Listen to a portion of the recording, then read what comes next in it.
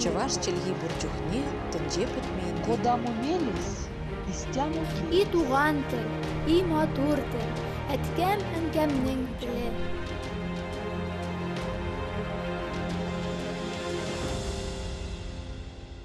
Исәнмесез? Сіз Татарстан 24 каналында туған тіл тапшуын қарайсыз. Сізнің білән Гүлүсә Сыңғатуллина. Бүгінгі тапшу татарларда һәм булгарларда һөнәрчелек үрнәкләре, һөнәрчелекнең халык мәдәниятендәге өлеше, заман бизәкләре һәм осталары турында. Татар халкында һөнәрле үлмәс, һөнәрсез көн күрмәс дигән бик мәгънәле мәкаль бар. Безнең милләтебез элек-электән тырышлыгы, алтын куллы осталары белән аерылып торган. Хуҗалыгында кирәкле булган бөтен әйберне үзе җитештергән. Кирпешен дә суккан, самаварын, казанын да кыйган, паласын да тукыган, бизәнү әйберләрен дә үзе ясаган. Татарлар әлегәчә матурлык тудыручы осталары белән дан тота. Әллә каян елмаеп торган татар авылларын гына алыйк. Аларның бизәкләп агачтан эшләнгән капкалары, тәрәзәләре, йортлары үзе бер сәнгать әсәре. Балта осталары гомер-гомергә авылның иң хөрмәтле кешесе булган. Безнең халкыбыз һәр дәвердә осталарга бай булган. Һөнәрчеләр үз осталыкларын буыннан буынга тапшырып барганнар. Музейларда һәм гаиләләрдә кадерләп сакланучы бай мирасыбыз шул хакта сөйли. Әлбәттә, заман үзгәрү белән кайбер һөнәрләр кирәксезгә үрелә, кайберләре яңарыш кичерә. Һәр халыкның мәдәнияте аның һөнәрчелегендә ачык чагыла. Халык һөнәрләре ул халык мәдәниятенең бер өлеше. Һөнәрләр аша теге яки бу милләтнең яшәешендә, максат омтылышларын да, үсешен, үзгәрешен дә күрергә мөмкин. Безнең татар халкы һөнәрләренең тарихы Идел буе Болгар дәүләте, Алтын Урда һәм Казан ханлыгы чорларына ук барып тоташа. Гасырлар дәвамында Идел буенда яшәүче халыкларның милли һөнәрләре булып зәркәнчелек һәм укалап чигү, күн мозаика, элмә һәм кыстырып тукучылык, агач сырлау һәм киез басу торган. Бүгенгә кадәр әлеге кәсепчелекнең күп төрләре халыкта сакланып калган һәм яши. Осталарның эшләнмәләре тормышта кулланыла. Зәркәнчелек татарларда айруча алга киткән булган. Казанда эшләнгән борынгы йөзек, алка һәм беләзекләр күп гаиләләрдә кадерле истәлек буларак саклана. Суслованың Татар ювелир сәнгате китабында зәркәнчелек һөнәре, хатын-кыз бизәнү әйберләренең төрләре, аларны ясау рәвеше тулысынча сурәтләнә. Халык һөнәрләре безнең көннәрдә дә үзенең тарихи юлын дәвам итә. Бүген төрле материаллардан халык осталары ясаган нәфис эшләнмәләр кешенең көндәлек тормышында киң кулланылышта. Күп иҗат җимешләре татар халкының визит карточкасы булып тора. Республикабыздагы һөнәрчелек турында сөйләшәбез икән, төп игътибарны Күкмара районына бирү хактыр. Чөнки борын-борыннан бу төбәк данлыклы осталары, эшчеләре, һөнәрчеләре белән дан тоткан. Бу юлы тапшыруыбызны әзерләгәндә, шушы хезмәт сөючән районга юл тоттык. Чыннан да, һөнәрчелек дигәндә Күкмарага тиңнәр юк. Иң беренче язма чыганакларда Күкмара турында Казан өязенең 1602, 1603 елгы Пестовый кенәгәсендә Иван Болтин шундый язу язып калдыра. Ул Орша дорогасыннан йөргән Күкмара крестьяннарыннан юл пошлинасы алыну турында хәбәр итеп калдырган. Менә шуннан чыгып, инде безнең Күкмарабыз элек-электән барлыкка килгән дип әйтәбез һәм менә Күкмарабызга Мари милләтеннән булган кешеләр нигез салган, чөнки безнең Күкмара сүзенең мәгънәсенә килгәндә, ул Мари теленнән тәрҗемә иткәндә Кок Мари, ике Мари, Кугу Мари, зур Мари дип тәрҗемә ителә. Күкмараның бүгенге туган якны өйрәнү музее бинасында элгәре киез итек фабрикасы гөрләгән. Әлеге бина бүгенге көндә архитектура истәлеге санала. Иң беренче Күкмара дигәч итек күз алдына килә шулай бит. Менә итек фабрикалары барлыкка килгәнче, безнең Күкмарабыздагы Туйынбаш авылында, элекеге исеме Урәскина дип атала, шушы авылда авыл халкы итек эшләү белән шөгыльләнгән һәм Күкмарабызда 1868 елда Николай һәм Сергей Васильевич Комаровлар иң беренче фабрика корпусларын төзиләр.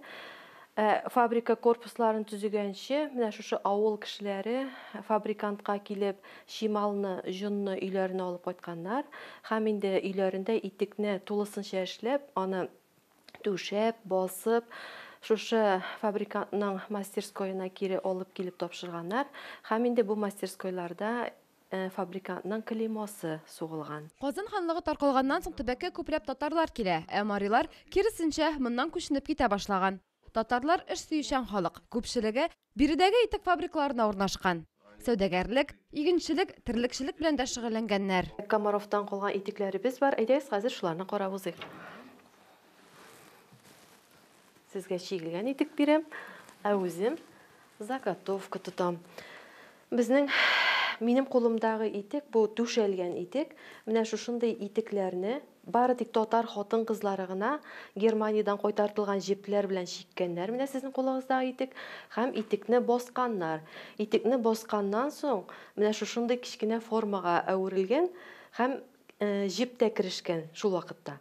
Ә хәзер инде безнең технология буенча әзер итекне чигәләр машина белән. Фабрикаларның иң зурысы Комаровларныкы булса, тагын Радыгиннар, Вавиловлар, Вадиновларныкы да барлыгы билгеле. Соңгыларның фабрикалары кечерәк, җитештерүчәнлекләре түбәнрәк булган. Әлеге сәүдәгәрләр шул вакытта ук үзара телефон аша аралашып торган. Ә инде бүгенге көннәргә әйләнеп кайтсак, Күкмара халкы борынгыдан килгән һөнәрен хәзергәчә саклый алган. 19 гасыр ахырында бер туган Комаровлар кустар рәвешендә итек җитештерә башлыйлар безнең Кукмарада. Хәзер менә инде 154 ел безнең комбинат үз эшен дәвам итә, без аларның эшен дәвам итәбез. Бүген дә шәһәрдә итек фабрикасы гөрли. Күреп торасыз, кибетләре товар белән тулы. Менә бу киштә турында аерым сөйләп үтегез әле. Бу пима. Ничек ясыйсыз моны? Без пималарны үзебез җитештергән киездән ясыйбыз. Киезне башта эшкәртәбез, ясыйбыз инде име, аннан соң кисү цехында аны кисәләр, лекала аша, һәм аннан соң тегәләр инде аны. Илебез икътисади иң катлаулы чорларын кичергәндә дә итек фабрикалары сакланып калган. Күкмара халкы өчен итек гади аяк киеме генә түгел, тормыш рәвеше, көндәлек хезмәте шәһәрнең символы да булып тора.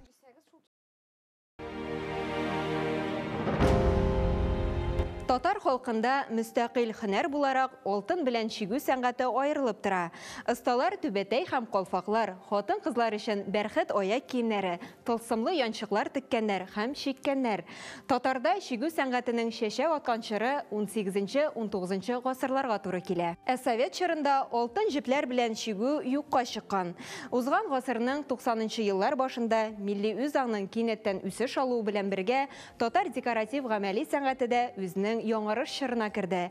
Яңа хис кичерешләр белән рухланган яшь рәссамнар музейларда сакланган чигүләрнең классик үрнәкләрен өйрәнеп һәм профессиональ дәрәҗәгә җиткереп, ул катламны яңадан халыкка кайтару башланды. Төрле чорларда яшәгән татарларның эс-баш киемнәре, костюм ансамбле бер-берсенә охшаш. Аларда чигүле детальләр өстенлек итә. Күпертеп тамбурлы чигү, тоташтан чигү, сәйлән, инҗе белән алтын җепләр катнаштырып, төрле ысуллар белән чигү һәммәсе киң кулланылган. Милли костюмнарыбызга күз ташласак, элеккеге осталарның баш киемнәрен бизәүгә зур игътибар иткәннәрен күрергә мөмкин. Ирләр түбәтәе, кәләпүше дә, хатын-кызлар калфаклары да бизәк нәкышләргә бай икәнлеге күренә. Себер татарларының баш киеме сарауз алтын бизәк белән эшләнгән. Алабуга, Мамадыр, Чиста иязләрендә яшәгән керәшеннәрнең баш киеме сүрәкәдә дә нәгыш дип йөртелгән татар чигү алымы катнаша. Ә мишәр хатын-кызлары алтын җепләр белән чигелгән салавыч дигән баш киеменә өстенлек биргән. Казан татарлары исә калфак, изү, күкрәкчә камзулларын алтын җепләр белән чигеп бизәгәннәр. Аларның Европага якынлашкан чигү алымнары башкаларга да йогынты ясаган. Чигүле бизәкләр милли киемнәрдә генә түгел, йорт бизәлешендә дә киң кулланылган. Уңган хуҗабикәләр, яшь киленнәр мендәр тышларын, япмаларын, ашъяулык тастымалларны, тәрәзә пәрдәләрен, сөлгеләрне кулдан чигеп бизәгәннәр. Әлеге бизәкләр татар йортларының бер үзенчәлеген тәшкил иткән. Кызлар егетләрне армия сафларына озатканда чиккән кулъяулык бүләк иткән. Ә Сабан туе батырына исә иң зур бүләк чигүле сөлге булган. Татар хатын-кызлары чигү чигеп кенә калмаган, тегүчелектә дә сынатмаганнар. Яхшы тегүче иң хөрмәтле кешеләрнең берсе булып саналган. Чөнки ул тирә-як халыкны матур киемнәр белән тәэмин иткән. Күкмарада итек басудан тышта һөнәрләр байтак әле. Барысында санап бетерү дә мөмкин түгел хәтта. Замана алга барган саен актуальлеген югалтканнары да бар билгеле. Хәзер мин сезне һөнәрчеләрнең башка эшләр белән таныштырып үтәсем килә. Менә безнең Күкмарабызда шушындый шүлмәкләр ясаганнар. Бу шүлмәкләрне хуҗалыкта кулланганнар. Чөнки Білгенімше әлі кибетлер болмаған сатып алырға шулай бит, бүтін әйберне халық өз қолы белән үзендә эшләгән. Кемдер безнең якларда шундый чүлмәкләр ясаса, кемдер инде кайын тузыннан шушындый тырыслар эшләгәннәр. Галимнәр әйтүе буенча, менә тырыс термос ролен үтәгән. Ул менә шушындый үзлеген безнең әби-бабайларыбыз белгәннәр. Мин аңа шок катам. Бу хәлләргә алар әйтүе буенча, инде әгәр дә капкачлы тырыска иссе көнне салкын катык салып апарсаң басуга, ул инде суынмаган. Менә кайын тузлыгы шундый үзлеккә ия икән. Шулай ук безнең менә шундый ленталап киселгән модный дип әйтегән сумкалар, хатын-кыз сумкалары да бар. Һәм юкә кайрысыннан эшләнгән биштәр. Без инде моны балаларга рюкзак дип аңлатабыз. Менә бу юкә кайрысыннан мунчала ясауда бик кызыклы. Аны июнь айларында койрысын солдырганнар, елгага батырганнар. Ул шунда 3 ай буе торган, 3 ай эчендә мунчала җитешкән. Һәм инде шушы юкә койрысын елгадан алып, мунчаласын кубарып, киптергә куйганнар. Безнең ул менә рәсемнәрдә күрсәтелгән. Бик кызыклы эш, шулай дип эшләгәннәр. Менә безнең өлкәннәребез. Шулай ук безнең соламнан үрелгән савытны күреп үтәсез. Бу бердән-бер экспонат безнең шундай сакланып калган халыкта. Янаучы савыты шулай ук юкә кайрысыннан эшләнгән һәм чабаталар. Менә чабата үрә торган калыплар, шешлеләр. Халык бит инде үзенә киемне үзе тегеп кигән, аяк киемен шулай ук үзе әзерләгән. Кемдер чабата әзерләгән, инде кемнәрдер итек эшләгәннәр. Күп милләтле район булуы да һөнәрчелек үсешенә бер этәргеч булып тора. Мамык, шәл бәйләү белән бик нык шөгыльләнәләр безнең районыбызда. Ул безнең Купка, Бужи авылларында бик данлыклы булган. Мин үзем дә шәл бәйләп үскән кыз. Һәм инде шыпта, менә юкә кайрысыннан эшләнгән мунчаладан шыпталар әзерләгәннәр. Монда сез шыпта ясый торган станокның детальләрен күрәсез һәм шыптаның үзе. Әле монда бүрек тә күренеп китә. Әйе, бүрек безнең районыбызның Юанил, Вахит, Ядегәр якларында тун бүрек артеле булган. Анда инде бүрекләр теккәннәр һәм сугыш вакытында дагы кайры туннар, бүрекләр тегеп сугышка озатканнар. Шулай ук инде хатын-кызларыбыз җылы оек башлар, бияләйләр бәйләп җибәргәннәр сугышка, итекне әзерләп җибәргәннәр. Менә Бөек Ватан сугышы вакытында безнең Кукмара фабрикасында 400дән артык яшүсмер һәм хатын-кыз эшләгән. Шулай булса да, алар инде хөкүмәткә 1,592,000 итек эшләп җибәргәннәр һәм инде фронттан кайткан 6 миллион пар итекне реставрацияләп тә җибәргәннәр. Бездә инде менә шундый мәзәк тә бар. Аны мәзәк дисәк тә буладыр инде. Гитлер картадан Кукмараны эзләткән диләр, чөнки безнең совет сугышчыларының аякларында безнең Кукмара киез итекләре булган. Алар инде суыкта üşүмичә аякларын саклый алганнар шушы җылы аяк киеме белән. Тегүчелек тә Кукмарада алга киткән һөнәрләрнең берсе. Кечкенә генә тегүчләр артеленнән башланган хезмәт 6 ел дәвамында зур фабрикага үрелгән. Шулай ук безнең Кукмара авылында Созиннар гаиләсе яшәгән. Алар чистайдан менә шушындый Германиядә эшләнгән зингер машиналар, тегү машиналары белән сату иткәннәр. Менә бу рәсемнәрдә без шушы гаилә членнарын күреп китәбез һәм аларның кибетләрен. Швейные машины компания Зингер дигән шушы кибет безнең Кукмарабыз үзәгендә урнашкан булган. Бүгенге көндә фабрика үз киемнәре тегә. Кукмаралылар хәтта җылыту өчен махсус материалны да үзләрендә җитештерә. Безнең халык әйткәнебезчә бик һөнәрле име. Менә бездә туку станогын күрәсез. Бу русларның туку станогы. Монда инде шундый паласлар тукыганнар, материал тукып, күлмәкләр, киемнәр тегеп кигәннәр. Алар барысы да кулдан эшләнгән бит. Һәм менә бу чыра яктысында алар инде әйткәнемчә төрле кул эшләре белән шөгыльләнгәннәр кышкы айларда. Яз көз басуда булсалар, кыш көне инде менә шундый кул эшләре белән шөгыльләнгәннәр.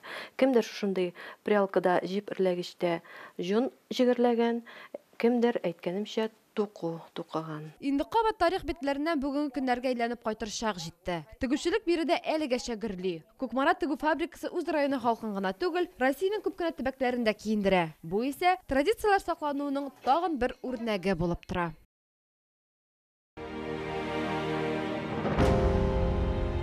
Татар йортларының төренә борын-борынгыдан шамаилләр эленгән. Каллиграфия, матур язу сәнгате безгә күп гасырлар аша килеп җиткән.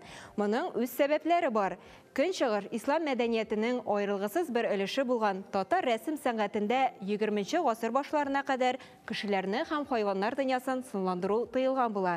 Шуңа да каләм осталары Коръән сүрәләрен мөмкин кадәр гүзәлрәк һәм тәэсирлерәк итеп язуга төп игътибарларын юнәлткәннәр. Шамаилләр чын мәгънәсендә көнчыгыш мәдәниятенең асылын билгеләүче иҗат төренә үрелгән.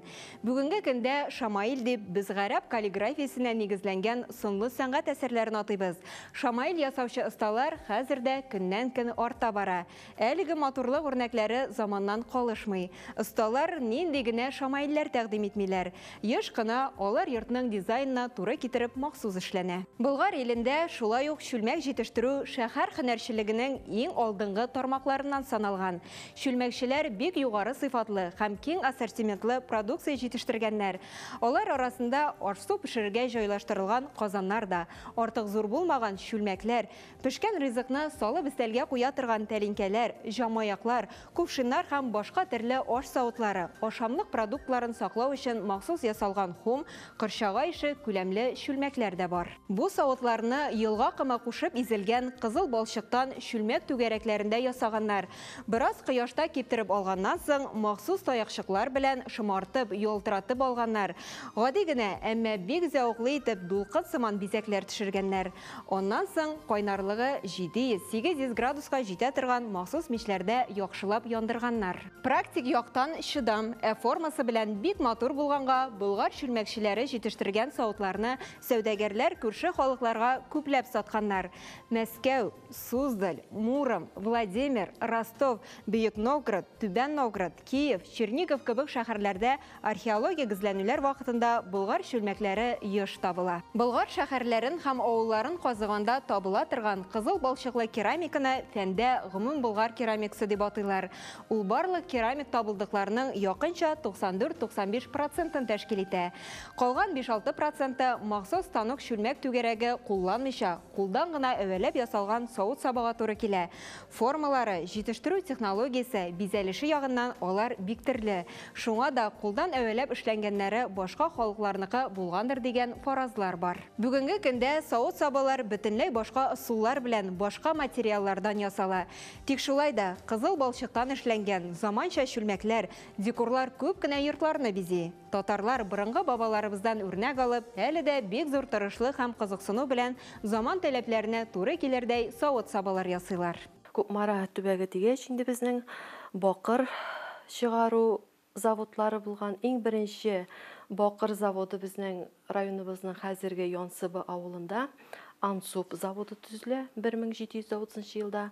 Аның хуҗасы Тряпицын ул вакытта заводны төзи һәм инде үзе тиздән үлеп китә. Ул үлгәч инде улы Дмитрий аны Вяземский исемле кешегә сатып җибәрә. Ул инде Тряпицын исемле кешегә сата бу заводны һәм Тряпицын Семен Иноземцевка сата. Һәм Семен Иноземцев бу заводны елганың суы кимү сәбәпле Ансуп елгасының ул аны күчерә Туеш авылына, Таишевка елгасы буена. Чөнки завод эшләү өчен безнең төп 3 ал шарт булырга тиеш. Монда су запасы, утын запасы, урман булырга тиеш һәм инде әлбәттә руда булырга тиеш. Шулай итеп безнең 1741 елда бу завод күчерелә Туеш авылына һәм 1743 елдан алып 1852 елга хәтле ул шушы бакыр рудасы эшкәртү белән шөгыльләнә. Шул чорда завод 4000 путка кадәр руда әзерли. Аннары чималдан көнкүреш кирәк-яраклары, самоварлар, ләгән, юнгычлар ясала. Володинар гаиләсе рус милләтеннән булсалар да безнең татарлар, мөселманнар өчен сөннәтле комганнар эшләгәннәр. Менә игътибар итеп карасак, аларның борынында буҗра күрәбез. Менә бу комганның сөннәтле икәнен аңлата. Бу кымганнар элек ни хактан йөргән? Билгеле түгелме? Самоварлар 8 сум тирәсе йөргән, ә комганнар 3 сум тирәсе йөргән. Якынча менә шундый бәяләр. Володинар остаханәсендәге 100 табак савыт белән халык гасырлар буе кулланган. Чуеннар, менә чуен белән ашарга пешергәннәр шулай бит пич буенда ухваты да торган. Аннан соң элек ипине пешерү тәртибе дә бик кызыклы безнең өчен. Менә шушындый күәч чиләкләренә камырны куйганнар безнең әбиләребез. Һәм инде ипи формалары белән дә күрәсез, ипи формаларына камырны салганнар, камыр кабарган һәм пиштәге күмерне чистартып алып, пич пумаласы белән тизенә табасыз гына ипи көрәге белән пишкә камырны тыкканнар. Ипине табасыз пешергәннәр, чөнки юклык заманы шулай бит.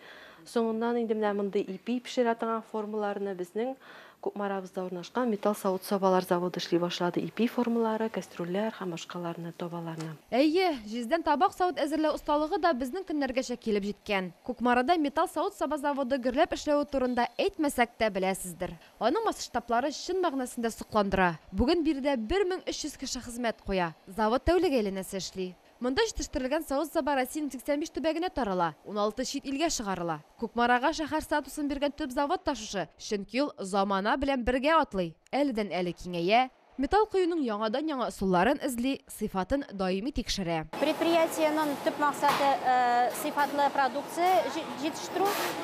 Бу максатка ирешер өчен без шимауны һәм бөтен материалны шулай ук бүтән производствоның этапларында сыйфатны тикшерү интип максат бурыч дип беләбез. Безнең заводта үзебездә лаборатория бар. Бүтән шималны һәм комплектлау өчен алынган әйберләрне шунда тикшерәбез. Халык мәкаләдә акча яна, һөнәр кала ди. Илдә нинди генә хәл булса да, кулы эш белгән кешенең тамагы тук булыр. Кукмараның тырыш, булдыклы, һөнәрле халкына сокланып кайттык. Алар бер тавыштан борынгыдан килгән гырыф-гадәтләребезне саклыйбыз, тарихыбызны беләбез, һөнәрләребезне яшь буынга тапшырабыз диләр. Кукмара районының үткәне матур, бүгенгесе өметле, киләчәге дә бай булсын.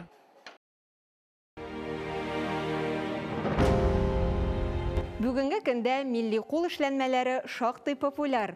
Татар дизайнерлары милли үзенчәлекле продукцияләрен, төрле сәнгать эшләнмәләре, бизәнү әйберләре, сувенирлар, шамаилләр, стильләштерелгән татар киемнәре, милли бизәкләр төшерелгән күн эшләнмәләре, сумкалар, аяк киемнәре тәкъдим итә.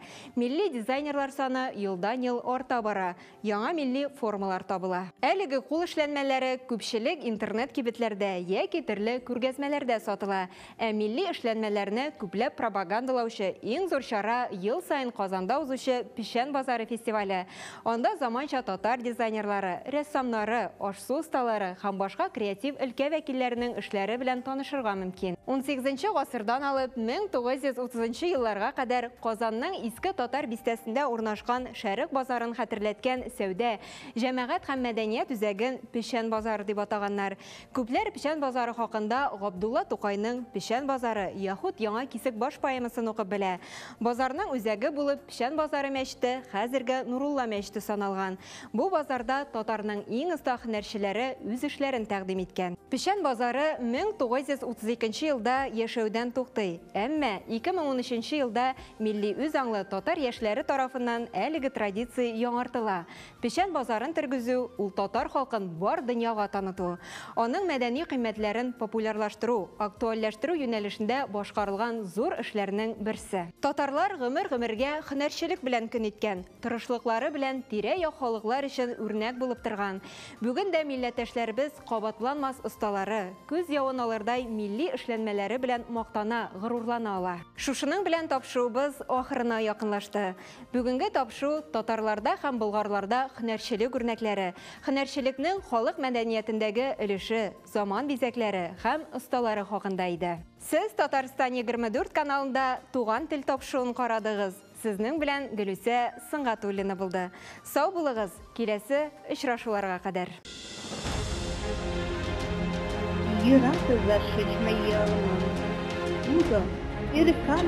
Чаваш челги бурчухне, тенҗе бетмәенде. Куда мумелис, истяну И туган тел, и матур тел, әткәм әнкәмнең теле.